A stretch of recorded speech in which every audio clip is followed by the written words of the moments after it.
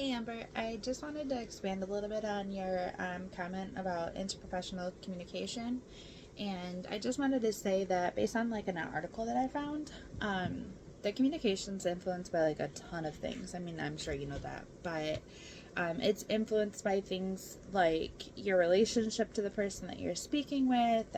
It's influenced by like what your mood is at the time of talking, the timing that you have, the space between you and the other person that you're speaking with, the different cultural differences between you and whoever you're speaking with, any facial expressions or gestures that you're communicating, like those unsaid gestures, things like that. Um, the person's personal understanding of what you're saying. So basically, how they perceive and understand what you're saying can affect the communication between you and another person. And I think it's just worthy to note that it's really important to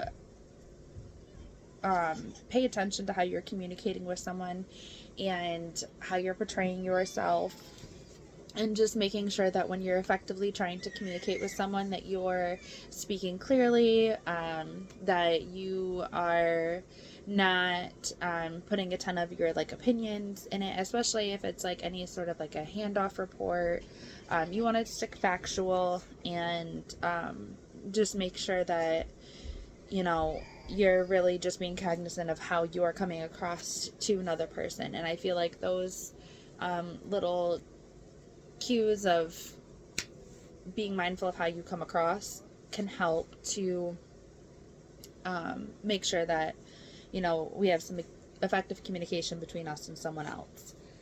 In that same article, I also found that they had said effective communication ultimately is a mutual agreement and satisfaction of care for both the patients and the nurses. This article was kind of talking more about patient to nurse communication. However, I feel like that really could encompass all communication regarding nursing. The ultimate goal is for patient centered satisfaction, and that there's good communication between nurses and other healthcare team members, other healthcare team members, and our patients, and ultimately that the patient is getting the best care that they possibly can. Thanks.